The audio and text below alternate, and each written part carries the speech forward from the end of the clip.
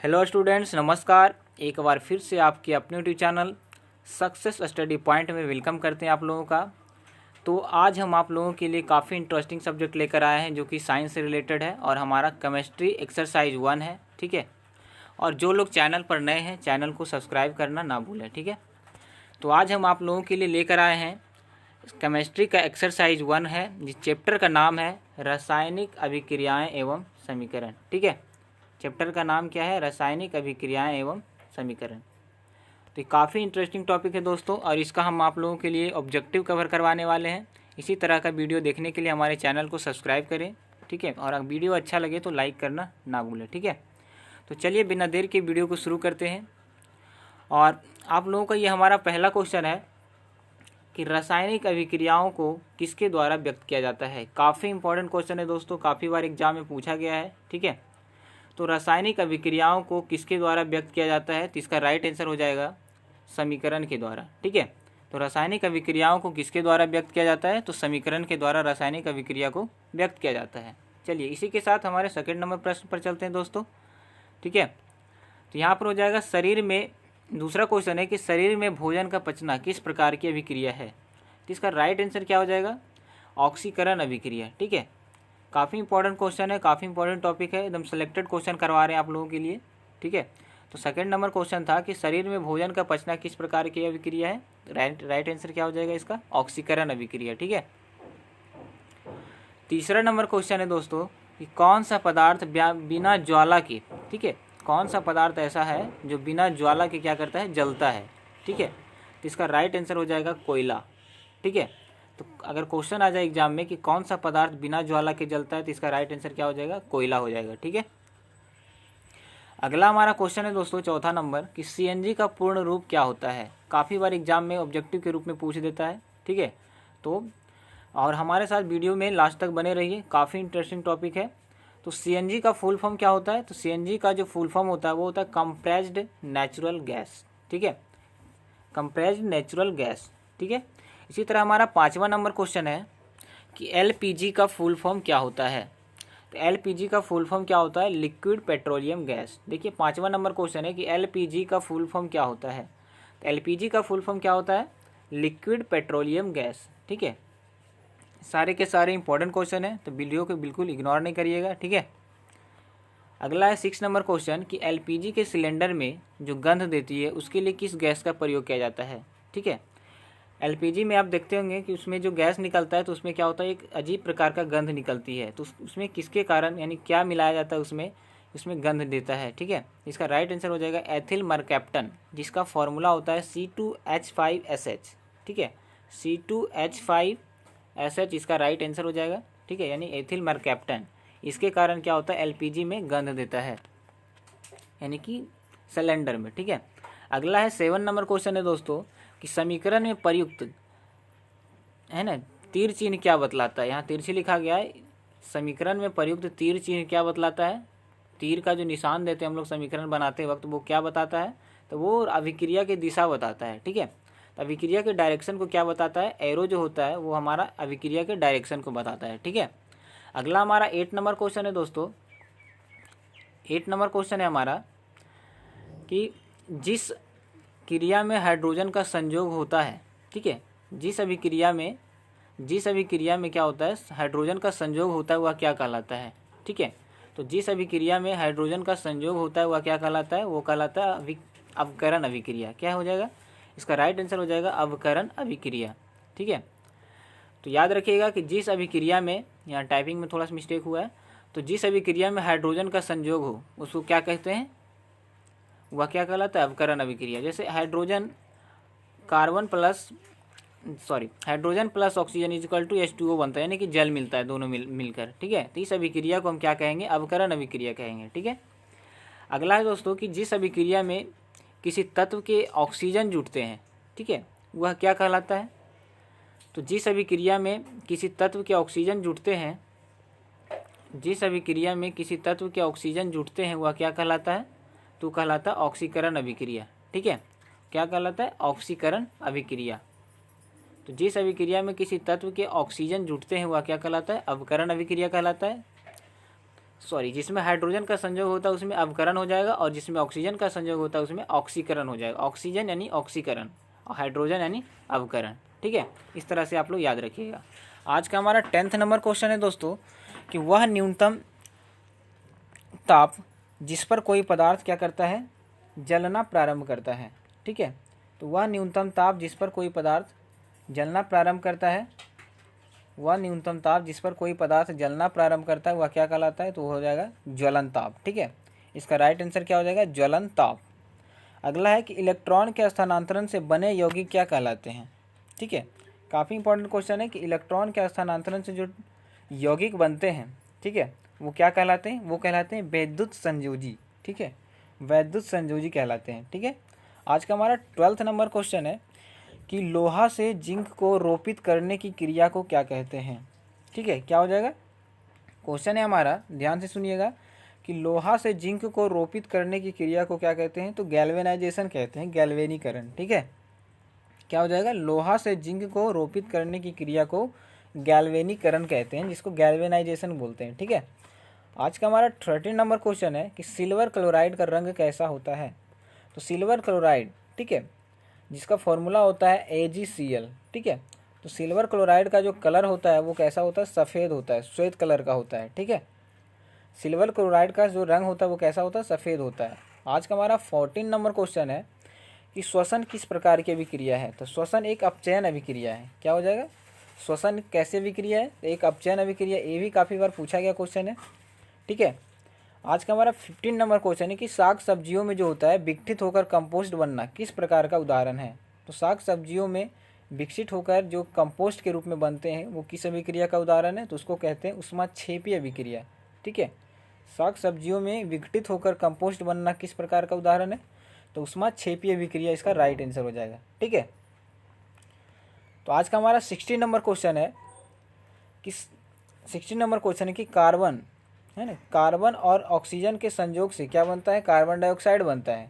ठीक है, ऑक्सीजन एक गैस है, देखिए ब्रैकेट में G लिखा गया है, और कार्बन डाइऑक्साइड भी एक गैस है। ठीक है, तो कार्बन और ऑक्सीजन के संयोग से क्या बनता है, कार्बन और ऑक्सीजन के संयोग से क्या बनता है, कार्बन डाइऑक्साइड बनता है। ठीक है, ये आप सभी लोग जानते हैं।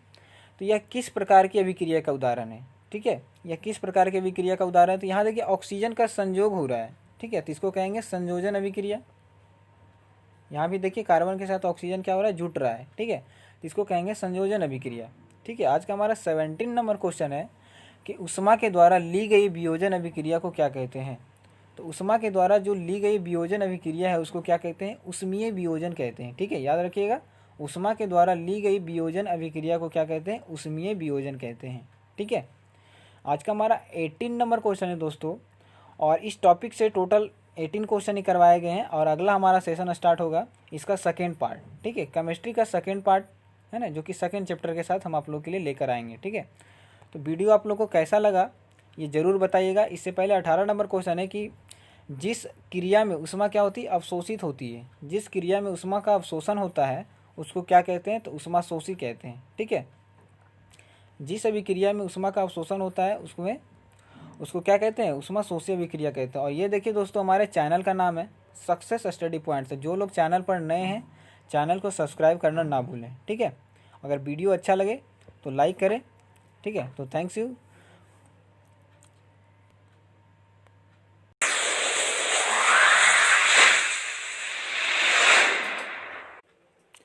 हेलो नमस्कार स्टूडेंट, कैसे हो आप लोग। एक बार फिर से आपके अपने YouTube channel success study point में आपका स्वागत है। और आज हम आप लोगों के लिए केमिस्ट्री का मोस्ट VVI क्वेश्चन लेकर आए हैं, जो कि एग्ज़ाम में काफ़ी बार पूछा जा चुका है। ठीक है, तो आज का हमारा ऑब्जेक्टिव है, और जो कि एक्सरसाइज 2 है, और चैप्टर का हमारा नाम है अम्ल, क्षार एवं लवण। ठीक है, तो जो लोग चैनल पर नए हैं चैनल को सब्सक्राइब कर लीजिए। जैसा कि आपको पता है हमारे चैनल के थ्रू, ठीक है, 10th क्लास के स्टूडेंट की कंप्लीट तैयारी कराई जाती है। ठीक है, सारे कोर्सेज यहाँ अवेलेबल हैं, आप हमारे प्लेलिस्ट में जाइए और एक एक करके सारे सब्जेक्ट पढ़ सकते हैं। ठीक है, तो आज का हमारा अम्ल, क्षार एवं लवण का एक्सरसाइज 2 हम स्टार्ट करने वाले हैं आप लोगों के लिए। ठीक है, तो वीडियो काफ़ी इंटरेस्टिंग होने वाला है, हमारे साथ अंत तक बने रहें और चैनल को सब्सक्राइब कर लें। ठीक है, तो आज का हमारा पहला क्वेश्चन है कि किसी भी उदासीन विलयन का pH मान कितना होता है। देखिए, pH मान से रिलेटेड 3 क्वेश्चन हमेशा बनते हैं। ठीक है, पहला क्या बनता है कि उदासीन विलयन का pH मान कितना होता है, तो इसका जो pH मान होगा हमेशा 7 होगा। ठीक है, ये देखिए यहाँ पर थोड़ा सा डायग्राम से समझते हैं। तो यहाँ देखिए उदासीन विलयन का जो पीएच मान होता है ये 7 होता है, और उदासीन विलयन यानी कि जो जैसे यहाँ पर दूसरा क्वेश्चन है कि कोई भी लाल लिटमस पत्र को नीला कर देता है तो उसका पीएच मान कितना होगा, तो 10 होगा। 10 कब होगा, तो क्योंकि वो जो होता है क्षारीय होता है, ठीक है। तो क्षारीय का जो पीएच मान होता है वो 7 से अधिक होगा, और 7 से कम होगा किसका, अम्लीय का पीएच मान, ठीक है। तो ये 3 क्वेश्चन हमेशा बनते हैं कि 7 से अधिक रहेगा तो क्षारीय होगा, और 7 से कम रहेगा तो क्या होगा, अम्लीय होगा, ठीक है। तो आज का हमारा सेकंड नंबर क्वेश्चन है कि किसी भी विलयन जो लाल लिटमस पत्र को क्या कर देता है, नीला कर देता है, तो उसका जो पीएच मान कितना होगा, तो उसका पीएच मान कितना होता है, हमेशा 10 ही होगा, ठीक है। क्योंकि वो विलयन क्या होगा, क्षारीय होगा, और उसका जो पीएच मान होगा 7 से अधिक होगा, ठीक है। अगला हमारा थर्ड नंबर क्वेश्चन है कि बेकिंग पाउडर का अणुसूत्र क्या होता है। तो बेकिंग पाउडर का जो अणुसूत्र होता है वो कितना होता है, अणुसूत्र होगा NaHCO3। इसको हम सोडियम हाइड्रोजन कार्बोनेट या सोडियम बाई कार्बोनेट भी कहते हैं, ठीक है, या खाने वाला सोडा।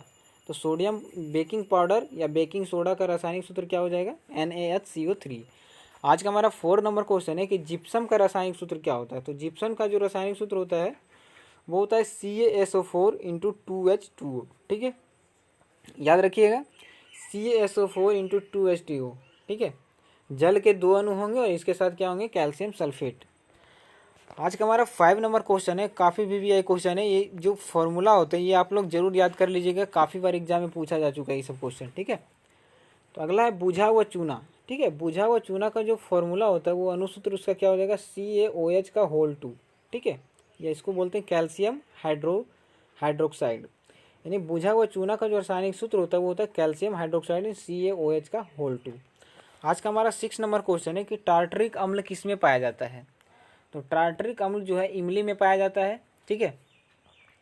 टार्टरिक अम्ल किस में पाया जाता है, इमली में पाया जाता है। देखिए वीडियो काफ़ी इंपॉर्टेंट है, अगर आप लोग को टॉपर बनना है, अच्छे मार्क्स से पास होना है 10th क्लास में, ठीक है, बोर्ड एग्जाम में, तो हमारे चैनल को सब्सक्राइब करें और अंत तक बने रहे हमारे साथ, ठीक है।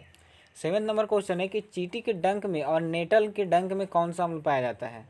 तो चींटी के डंक और नेटल के डंक में क्या होता है, मेथेनोइक अम्ल पाया जाता है, ठीक है। तो चींटी के डंक हो या मेटल के डंक, ये देखिए ये भी क्वेश्चन काफ़ी बार पूछा जा चुका है। तो क्या हो जाएगा इसका राइट आंसर, मेथेनोइक अम्ल। हमारा 8 नंबर क्वेश्चन है कि हमारे शरीर में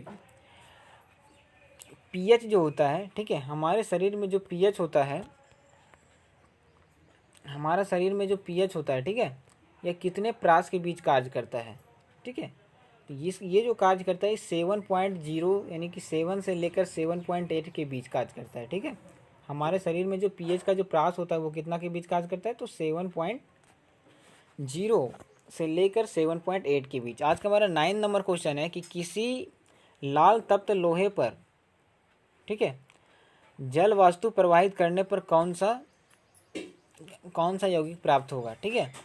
तो किसी लाल तप्त लोहे पर जब जल को प्रवाहित किया जाता है तो क्या होगा, कौन सा धातु प्राप्त होगा, कौन सा यौगिक, ये हो जाएगा फेरस ऑक्साइड, ठीक है, फेरिक ऑक्साइड यानी Fe3O4। आज का हमारा 10th नंबर क्वेश्चन है और काफ़ी इंपॉर्टेंट क्वेश्चन है कि अपच का उपचार करने के लिए निम्नलिखित में से कौन सा औषधि का प्रयोग होता है। ये हो जाएगा एंटासिड के रूप में हो जाएगा milk of magnesia, sodium bicarbonate जिसको खाने वाला सोडा बोलते हैं, ठीक है। ये सारे एंटासिड होते हैं। आज का हमारा 11 नंबर क्वेश्चन है कि संगमरमर का रासायनिक सूत्र क्या होता है। ये भी क्वेश्चन काफ़ी बार एग्जाम में पूछा जा चुका है।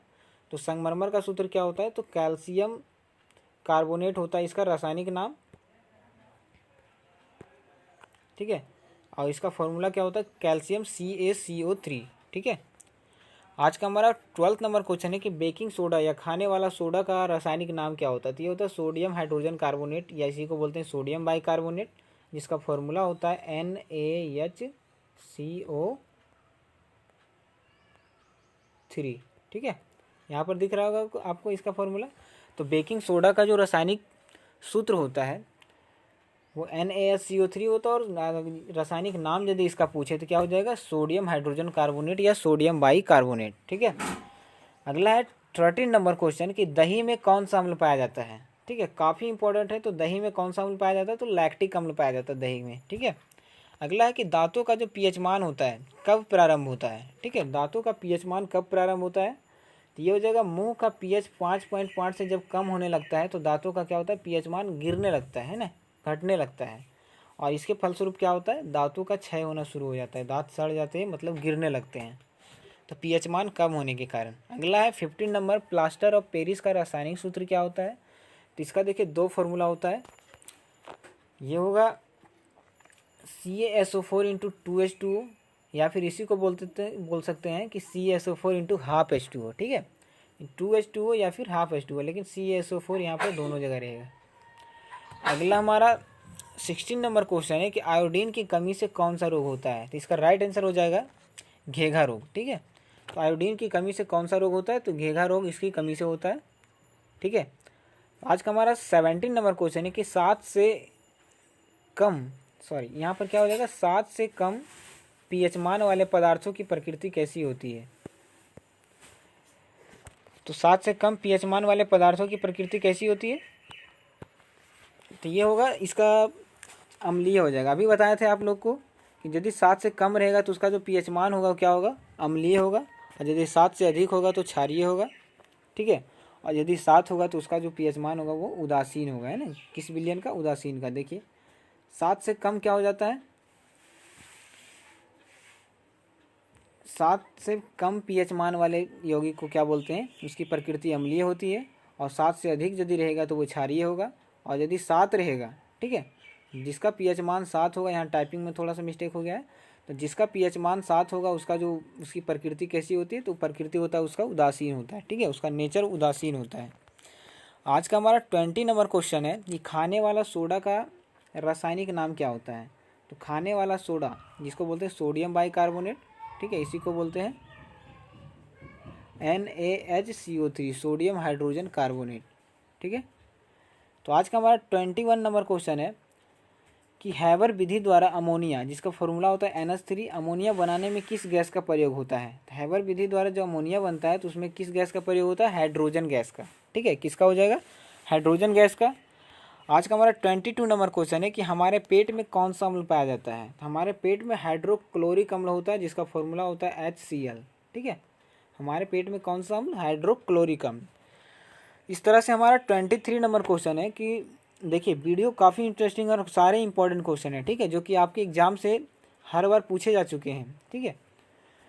23 नंबर क्वेश्चन है कि नींबू में कौन सा अम्ल पाया जाता है। तो नींबू में जो होता है वो सीट्रिक अम्ल पाया जाता है, ठीक है, सीट्रिक अम्ल। यदि इसी तरह से अगला फॉर्मूला है कि एसिटिक अम्ल का IUPAC नाम क्या होता है। तो ये हो जाएगा एथेनोइक अम्ल, ठीक है। एसिटिक अम्ल का जो IUPAC नाम होता है वो होता है एथेनोइक एसिड, जिसको बोलते हैं एथेनोइक अम्ल। हमारा 25 नंबर क्वेश्चन है कि जल की अस्थायी कठोरता हटाने के लिए किसका प्रयोग किया जाता है। तो याद रखिएगा जल की अस्थायी कठोरता को हटाने के लिए, देखिए काफ़ी इंपॉर्टेंट क्वेश्चन है कि धोने वाला सोडा, ठीक है, या कैल्शियम या फिर मैग्नीशियम का इस्तेमाल किया जाता है, किसको, जल की अस्थायी कठोरता को हटाने के लिए, ठीक है। इसी तरह से 26 नंबर क्वेश्चन है कि पीएच में जो पी होता है, ठीक है, पीएच में जो पी होता है वो किसका सूचक है, ठीक है। तो पी का मतलब होता है पर्टेंज, ठीक है, POTENZ होता है, ठीक है, पोटेंज।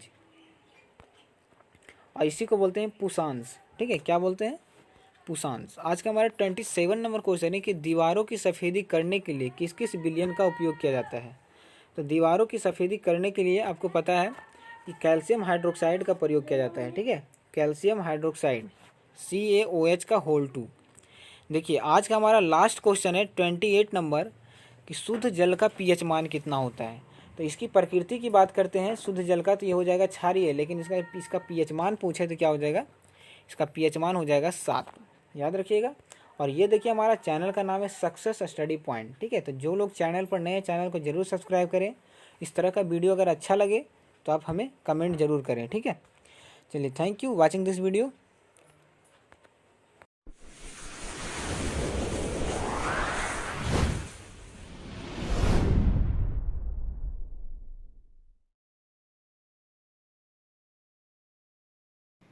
हेलो स्टूडेंट्स, कैसे आप लोग, एक बार फिर से आपके अपने YouTube channel success study point में स्वागत है आप लोगों का। और आज हम वैसे प्रश्न पर बात करेंगे जो एग्ज़ाम में पूछे गए प्रश्न हैं। और ऑब्जेक्टिव का हमारा ये 3rd पार्ट होगा केमिस्ट्री का, ठीक है।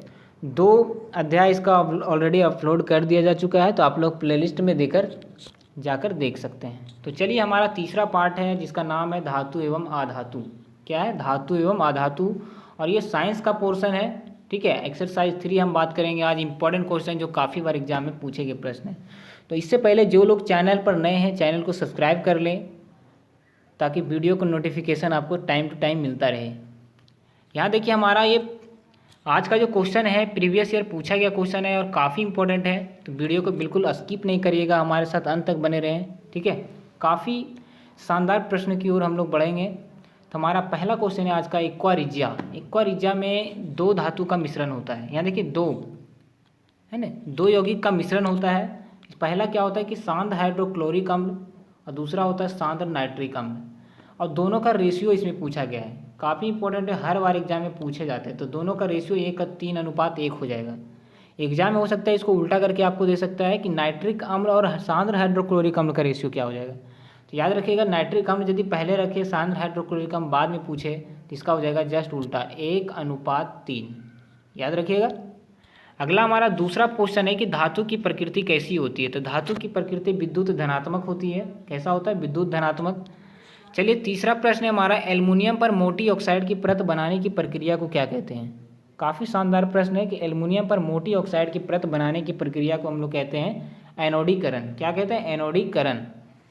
चलिए हमारा चौथा नंबर प्रश्न है फ्रेंड्स कि कौन सा धातु होते हुए भी क्या होता है? चमकीला होता है। ठीक है, कौन ऐसा है धातु जो धातु होते हुए भी क्या होता है? चमकीला होता है। तो उसको हम क्या बोलते हैं? आयोडीन बोलते हैं। ठीक है, ये माइनर मिस्टेक है टाइपिंग में। यहाँ क्या हो जाएगा? कौन सा धातु होते हुए भी क्या होता है? चमकीला होता है। क्या हो जाएगा? आयोडीन। चलिए पांचवें प्रश्न की ओर बढ़ते हैं। काफ़ी इंपॉर्टेंट है कि कुछ धातुओं को पीटकर पतली चादर बनाया जा सकता है। कुछ जो होता है ना धातु, उसको पीट कर क्या किया जाता है? पतली चादर बनाया जाता है। इस गुणधर्म को क्या कहते हैं? है ना, यानी चादर बनाया जाता है पीट कर। इस गुणधर्म को हम लोग कहेंगे आघात वर्धनीयता। ठीक है, क्या कहते हैं? आघात वर्ध्यता। चलिए 6 नंबर हमारा क्वेश्चन है कि बॉक्साइड किस धातु का प्रमुख है। इसके काफ़ी इंपॉर्टेंट और इजी क्वेश्चन है, काफ़ी बार एग्जाम में पूछा गया प्रश्न है कि बॉक्साइड किसका अयस्क है। आप लोग को पता होगा इस किसका अयस्क है, तो ये एल्युमिनियम का प्रमुख अयस्क है बॉक्साइड। ठीक है, चलिए 7वें प्रश्न की ओर बढ़ते हैं कि लोहा एवं इस्पात को जंग से सुरक्षित रखने के लिए उस पर किस धातु की पतली परत चढ़ाई जाती है। तो कौन सा धातु? जिंक का। क्या हो जाता है? Zn होता है जिंक। ठीक है, तो इसकी एक पतली परत चढ़ाई जाती है लोहा और इस्पात को जंग से सुरक्षित रखने के लिए। चलिए 8वां नंबर हमारा क्वेश्चन है कि 1 ग्राम सोना से कितना लंबा तार बनाया जा सकता है। तो 1 ग्राम सोना से जो है कितना तार बनाया जा सकता है? कितना लंबा तार? यहाँ देखिए लंबा, कितना लंबा तार बनाया जा सकता है। तो इसका हो जाएगा 2 किलोमीटर। याद रखिएगा, सबसे तन्य धातु जो होता है वो होता है सोना, और सोना से जो है 1 ग्राम सोना से 2 किलोमीटर लंबी से लंबी तार हम बना सकते हैं। ठीक है, तो हमारा 9 नंबर क्वेश्चन है कि जो धातुएं कठोर सतह से टकराने पर आवाज़ उत्पन्न करती है। जो धातुएं कठोर सतह से टकराने पर आवाज़ उत्पन्न करती है उसको हम क्या कहते हैं? ध्वनि या सोनेरस। ध्वनि या सोनोरस कहते हैं उसको। वैसी धातु जो सतह से जैसे ही टकराता है आवाज़ उत्पन्न करता है तो उसको कहते हैं ध्वनि। उस आवाज़ को ध्वनि या सोनोरस कहते हैं। ठीक है, अगला हमारा 10 नंबर क्वेश्चन है कि पोटेशियम की परमाणु संख्या कितनी होती है। काफ़ी इजी क्वेश्चन है कि पोटेशियम का जो परमाणु संख्या होता है, ठीक है, पोटेशियम को हम K से डिनोट करते हैं और इसका परमाणु संख्या होता है 19 यानी 19। अगला हमारा क्वेश्चन है कि सोडियम की परमाणु संख्या कितनी होती है। तो सोडियम का परमाणु संख्या याद रखिएगा 11 होता है, और सोडियम को आप लोग को पता होगा कि Na से डिनोट करते हैं और इसकी परमाणु संख्या 11 होती है।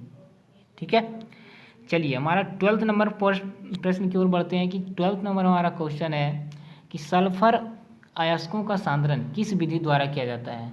तो सल्फर अयस्कों का जो सांद्रण है, ठीक है, उसको किया जाता है फेन पलवन विधि द्वारा। फेन पलवन विधि द्वारा सल्फर के अयस्कों का सांद्रण किया जाता है। ठीक है, चलिए इसी के साथ हमारा 13 नंबर क्वेश्चन है।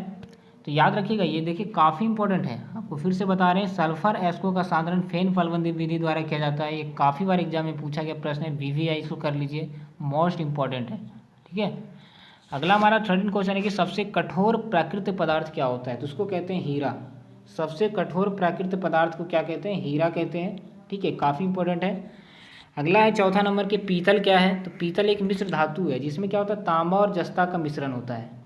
पीतल क्या है? एक मिश्र धातु है जिसमें तांबा और जस्ता, ठीक है, यानी कॉपर और जिंक का मिश्रण क्या कहलाता है? पीतल होता है। चलिए 15 नंबर प्रश्न की ओर बढ़ते हैं कि कौन सा धातु कमरे के ताप पर द्रव अवस्था में रहता है। एक बार फिर बोल रहे हैं आप लोग को वीडियो काफ़ी इंटरेस्टिंग होने वाला है, इसलिए हमारे साथ अंत तक बने रहें, वीडियो को बिल्कुल स्किप नहीं करिएगा, ठीक है। और वीडियो अच्छा लगे तो लाइक करें, कमेंट करें। आपको जिस भी सब्जेक्ट का ज़रूरत हो आप हमें कमेंट में लिखिए, हम आप लोग के लिए तुरंत प्रोवाइड करेंगे आपका सब्जेक्ट, ठीक है। तो कौन सा धातु कमरे के ताप पर क्या रहता है, द्रव अवस्था में रहता है, तो उसको कहते हैं पारा, ठीक है। द्रव अवस्था में कौन सा धातु की बात करें तो पारा हो जाएगा, और यदि अधातु की बात करें तो क्या क्या हो जाएगा, वहाँ पर ब्रोमीन हो जाएगा। याद रखिएगा यहाँ पर अधातु होगा, अधातु, ठीक है, तो ब्रोमीन हो जाएगा। कौन सा अधातु कमरे के ताप पर द्रव अवस्था में रहता है, याद रखिएगा यहाँ पर अधातु हो जाएगा, ठीक है। आप लोग अच्छे से समझिए, ठीक है, क्वेश्चन पर ध्यान नहीं दीजिए, आप क्या बोल रहे हैं उसको सुनिए। चलिए हमारा 17 नंबर क्वेश्चन है कि सीसा और टीन का मिश्र धातु को क्या कहा जाता है, तो उसको कहते हैं सोल्डर, ठीक है। तो सीसा और टीन का जो मिश्र धातु होता है उसको क्या कहते हैं, उसको सोल्डर कहते हैं। जो सोल्डिंग के रूप में हम लोग इस्तेमाल करते हैं उसमें किसका किसका मिश्रण होता है, तो वो होता है सीसा का, है ना, सीसा का और टीन का होता है, याद रखिएगा। और सीसा को हम लोग पीवी से नोट करते हैं, लेड से, और टीन को करते हैं एसएन से, ठीक है, याद रखिएगा। 18 नंबर हमारा क्वेश्चन है कि किस धातु को चाकू से काटा जा सकता है, तो उसको हम कहेंगे सोडियम और लिथियम। ये दोनों ऐसे धातु हैं जिसको चाकू से भी हम लोग काट सकते हैं, ठीक है। 19 नंबर प्रश्न की ओर बढ़ते हैं कि फास्फोरस का आणविक सूत्र कितना होता है, तो फास्फोरस का आणविक सूत्र क्या होता है, P4, ठीक है। फास्फोरस का आणविक सूत्र होता है P4। अगला हमारा 20 नंबर क्वेश्चन है कि सोना किस द्रव में आसानी से घुल जाता है, सोना किस द्रव में आसानी से क्या होता है, घुल जाता है, यानी विलय हो जाता है, तो उसको हम कहेंगे अम्लराज, ठीक है। अम्लराज में सोना क्या होता है, आसानी से घुल जाता है, जिसको कहते हैं एक्वा रिजिया या अम्लराज, उसी को कहते हैं, ठीक है, जिसमें हाइड्रोक्लोरिक अम्ल और नाइट्रिक अम्ल का मिश्रण होता है, ठीक है। तो आप लोग हम क्या बोल रहे हैं उसको सुनिए, थोड़ा सा टाइपिंग में मिस्टेक हुआ है, ठीक है।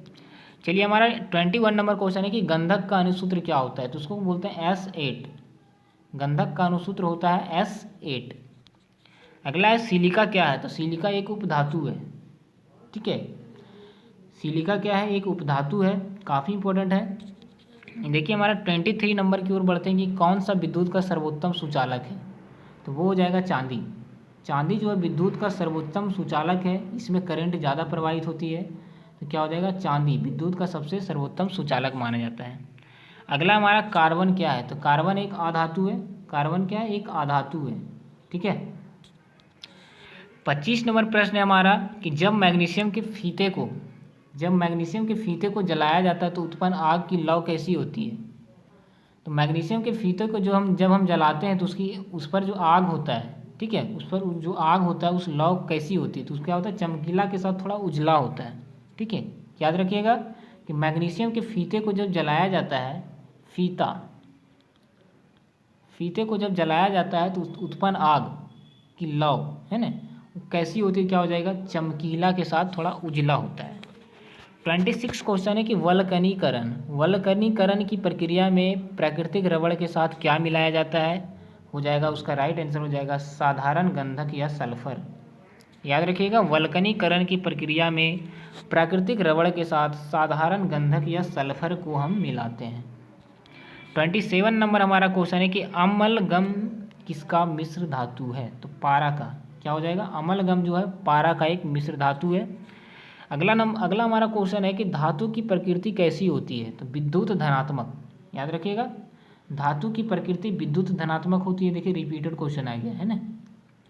हमारा 29 नंबर हमारा क्वेश्चन है कि सबसे तन्य धातु कौन होता है, तो सबसे तन्य होता है सोना। आपको पता होगा कि 1 ग्राम सोना से 2 किलोमीटर लंबा तार बनाया जा सकता है, ऊपर में हम लोग पढ़ चुके हैं ये क्वेश्चन।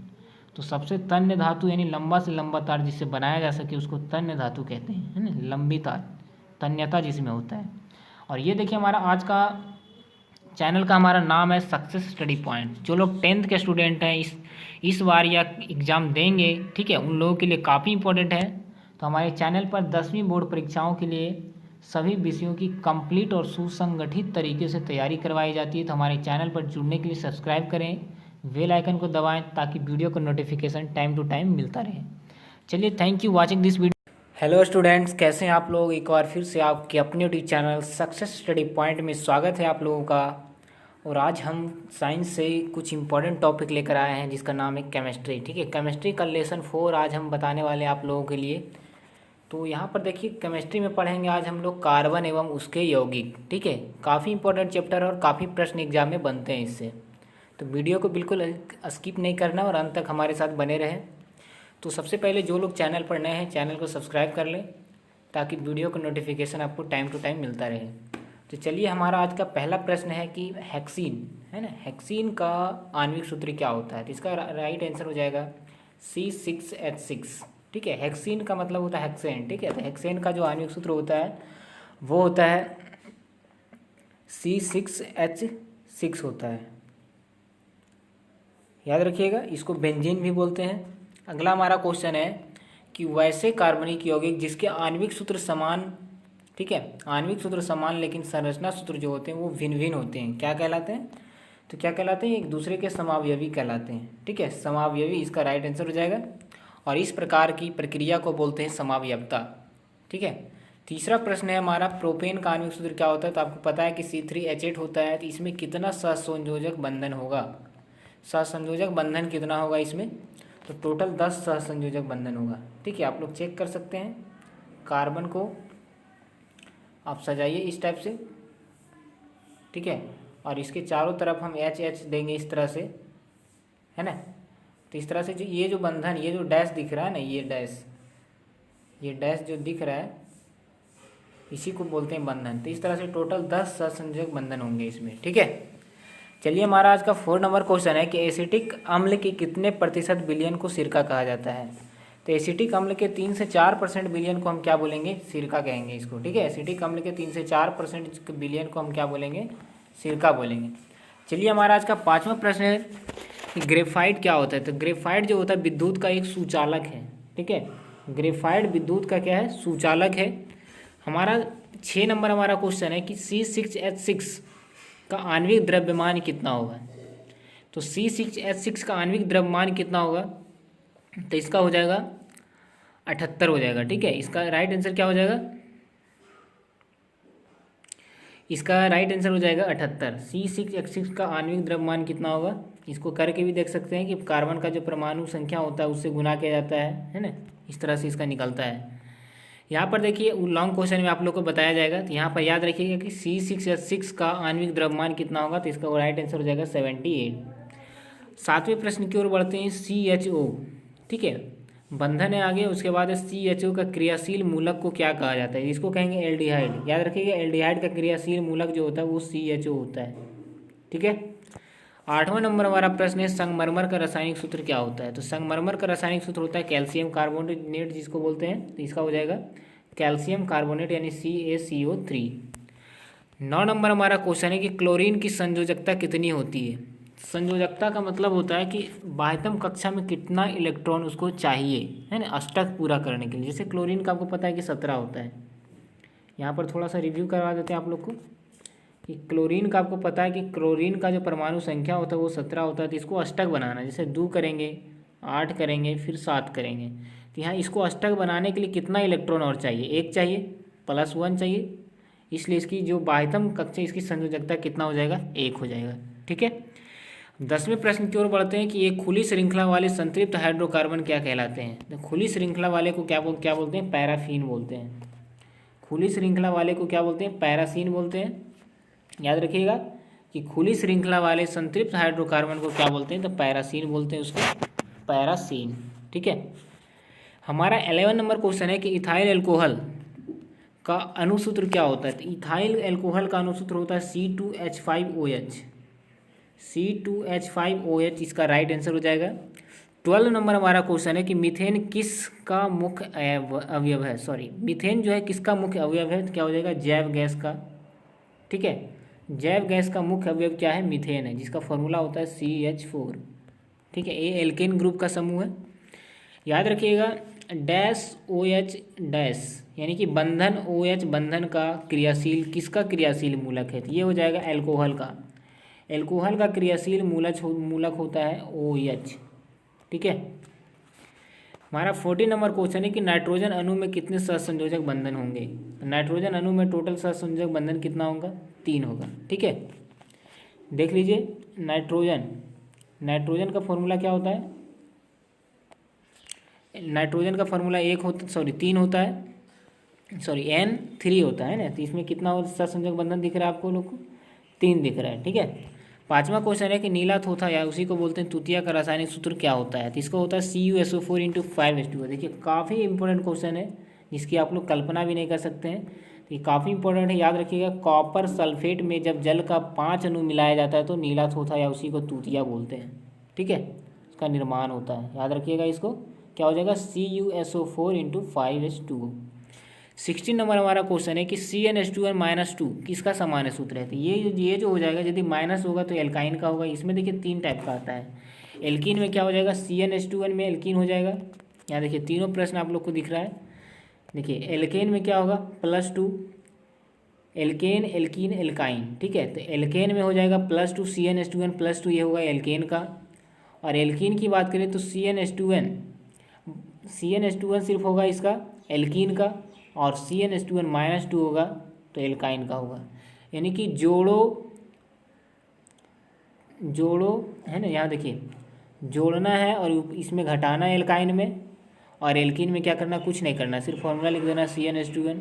+2 करेंगे तो एल्केन, याद रखिएगा, +2 करेंगे तो एल्केन, -2 करेंगे तो एल्काइन, और CnH2n सिर्फ वही फॉर्मूला रहने देंगे तो क्या हो जाएगा, एल्कीन हो जाएगा। याद रखिएगा, काफ़ी इंपॉर्टेंट है, काफ़ी बार एग्जाम में पूछे गए प्रश्न, ये तीनों प्रश्न बिल्कुल इग्नोर नहीं करना है।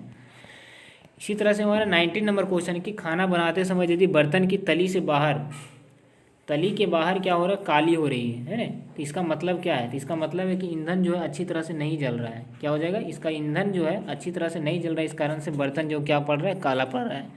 हमारा 20 नंबर क्वेश्चन है कि कार्बनिक एसिड समूह का संकेत क्या है। तो इसका हो जाएगा COOH।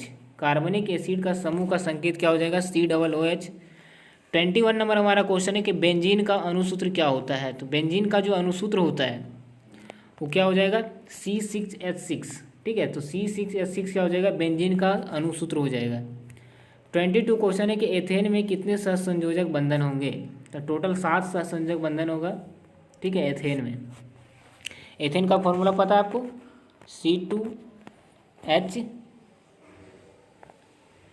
है ना, C2H6 होता है इसका, है ना। CnH2n+2 पर इसको बनाते हैं। देखिए एथेन का फॉर्मूला हम लोग अभी पढ़ चुके हैं, CnH2n+2।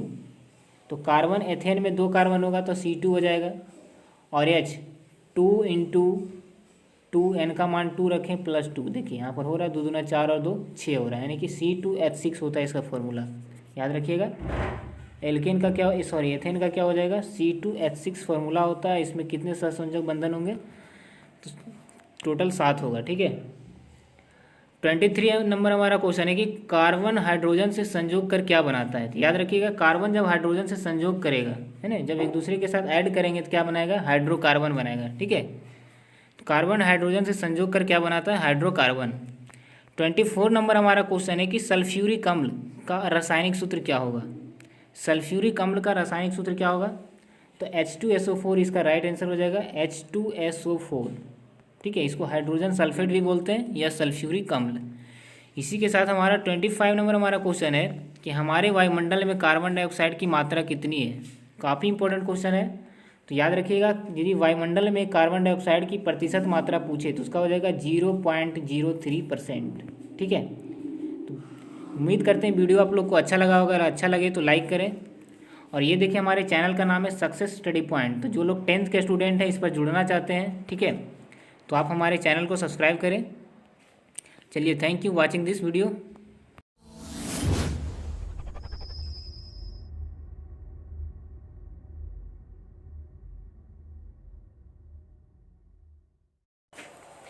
हेलो स्टूडेंट्स, कैसे हैं आप लोग। एक बार फिर से आपके अपने YouTube channel success study point में स्वागत है आप लोगों का। आज हम आप लोगों के लिए विज्ञान, है ना, विज्ञान जो कि काफ़ी इम्पोर्टेंट है। साइंस में हम आप लोगों को आज रसायन शास्त्र से रूबरू करवाने वाले हैं, जो कि चैप्टर हमारा 5 है। ठीक है, चैप्टर हमारा 5 है जिसका नाम है तत्वों का वर्गीकरण। क्या नाम है? तत्वों का वर्गीकरण। इस चैप्टर से आप लोगों के लिए इंट्रोडक्शन करवाने वाले हैं, ठीक है। और इससे जितने भी ऑब्जेक्टिव प्रश्न बनते हैं हम आप लोगों के लिए लेकर आए हैं, ठीक है। तो हमारे साथ अंत तक बने रहें, वीडियो काफ़ी इंटरेस्टिंग होने वाला है। तो चलिए, इससे पहले जो लोग चैनल पर नए हैं चैनल को सब्सक्राइब कर लीजिए। हमारे चैनल पर 10th क्लास की कंप्लीट तैयारी करवाई जाती है। जो लोग 10th क्लास के स्टूडेंट हैं हमारे चैनल पर जुड़ने के लिए सब्सक्राइब करें, ठीक है। तो उम्मीद करते हैं आप लोगों को ये वीडियो अच्छा लग रहा होगा।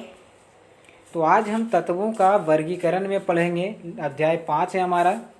चलिए, इसका हमारा पहला क्वेश्चन है कि मीथेन में कितने सहसंयोजक बंधन होते हैं।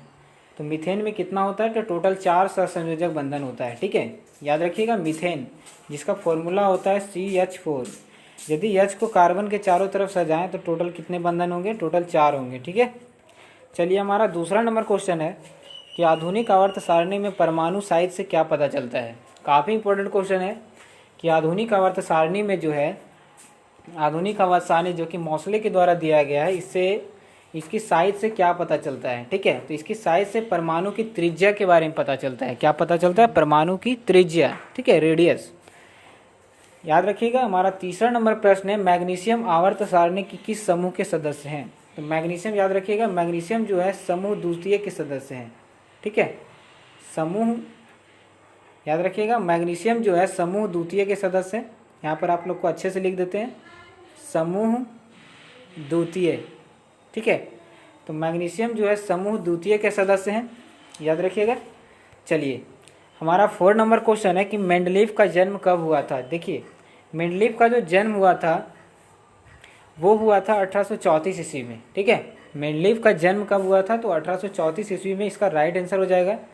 5वां नंबर है कि त्रिक का नियम किस वैज्ञानिक ने दिया था। तो डोब्रेनर के द्वारा एक नियम दिया गया था जिसको कहते हैं त्रिक का नियम, याद रखिएगा।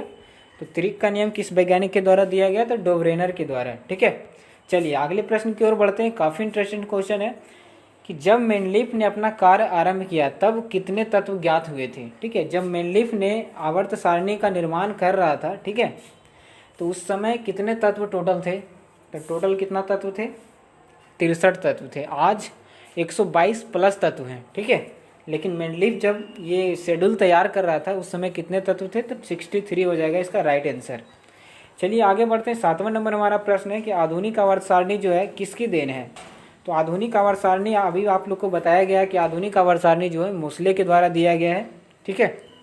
चलिए, 8वां नंबर प्रश्न की ओर बढ़ते हैं। आप लोग आंसर देते रहिए, कमेंट करते रहिए, अगर अच्छा लगे तो लाइक भी करें, ठीक है। आधुनिक आवर्त सारणी के अनुसार क्या है? तो आधुनिक आवर्त सारणी जो है किस पर डिपेंड है?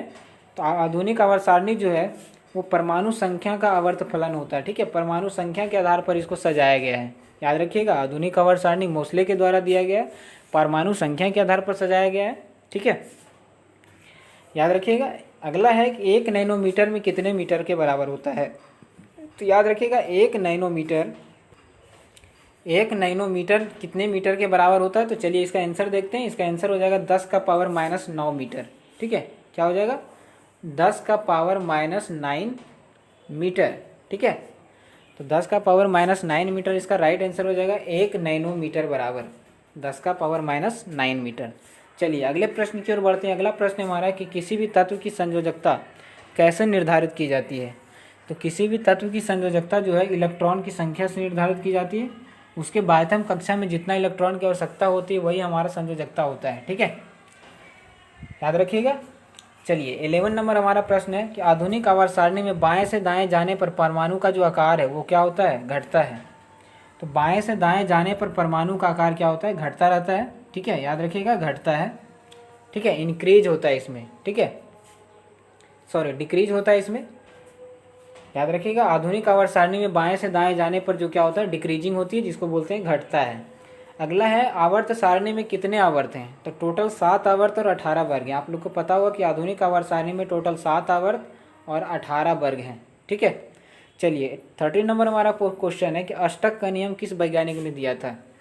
आप लोग को पता है कि कोई भी तत्व, ठीक है ना, अष्टक का नियम पूरा करता है। क्या करता है? द्विक या अष्टक का नियम को पूरा करता है। तो इसे किस वैज्ञानिक के द्वारा दिया गया? न्यूलैंड्स नामक वैज्ञानिक थे जिन्होंने अष्टक का नियम का प्रतिपादन किया था, उनके द्वारा दिया गया है। याद रखिएगा, न्यूलैंड्स इसका राइट आंसर हो जाएगा। चलिए, थोड़ा सा व्यू कर लेते हैं। अगला है हमारा आधुनिक आवर्त सारणी में तत्वों का वर्गीकरण का आधार क्या है। अभी बताए थे आवर्त फलन होता है परमाणु संख्या का, तो क्या हो जाएगा परमाणु संख्या। ठीक है, काफ़ी इंपॉर्टेंट चैप्टर है और इसी से प्रश्न लगभग बनते हैं। ठीक है, चलिए हम अगला बढ़ते हैं। 15 नंबर हमारा क्वेश्चन है कि ओजोन के एक अणु में, ओजोन का फॉर्मूला आप लोग को पता है क्या होता है, पता है बोलिए। चलिए इसका राइट आंसर हो जाएगा O3, यानी कि ओजोन के एक अणु में कितने ऑक्सीजन होते हैं, तो 3 ऑक्सीजन होते हैं, याद रखिएगा। तो परमाणु संख्या भी कितना होगा, ठीक है। ऑक्सीजन ओजोन का जो फॉर्मूला होता है वो होता है O3।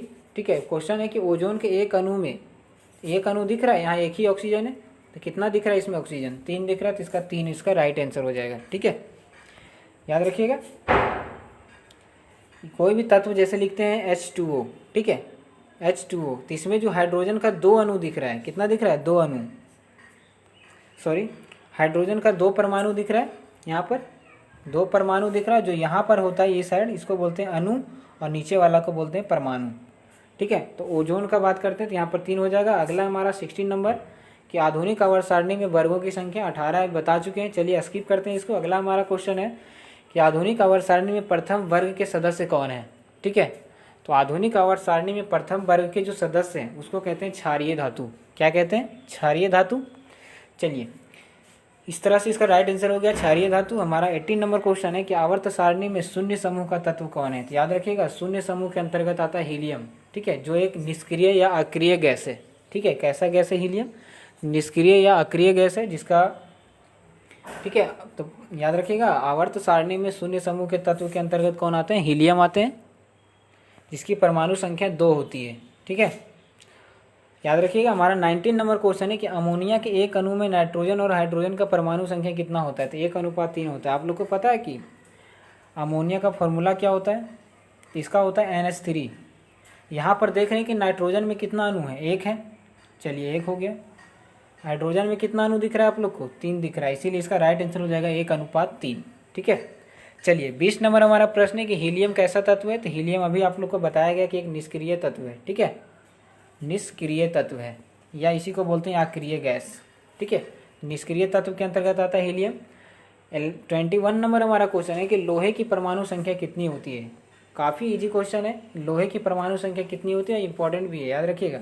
आप लोग को एग्जाम जब भी देने जाते हैं, ठीक है, तो कम से कम अपना जो है ना, जो तैयार किया गया ये शेड्यूल है ना तत्वों का, इसमें 1 से 30 तक परमाणु संख्या आप लोग जरूर याद रखें। ठीक है, कितना, मिनिमम 1 से 30 तक, इससे ज़्यादा प्रश्न नहीं बनते हैं। ठीक है, तो आप लोग को 1 से 30 तक याद करके जाना है एग्जाम में। ठीक है, तो याद रखिएगा लोहे का जो परमाणु संख्या होता है वो होता है 26। और आप लोग हमारे वीडियो के जरिए आप अपना नोट्स तैयार करिए हर एक सब्जेक्ट का, और सिर्फ उसी को पढ़िए। ठीक है, इसके अलावा कुछ अदर्स अगर बुक टाइम मिलता है तो और भी बुक पढ़ सकते हैं। ठीक है, तो लोहे की जो परमाणु संख्या होता है वो होता है 26। आप लोग को जब एग्ज़ाम है ना, एग्ज़ाम के लिए, अच्छे एग्ज़ाम के लिए आप लोग को नोट्स भी प्रोवाइड किया जाएगा, तो हमारे साथ अंत तक बने रहें। चलिए 22 है कि आवर्त सारणी में उदग्र स्तंभ को क्या कहा जाता है। तो उदग्र स्तंभ को कहा जाता है वर्ग। ठीक है, उदग्र स्तंभ को क्या कहा जाता है, वर्ग कहा जाता है, आप लोग याद रखिए।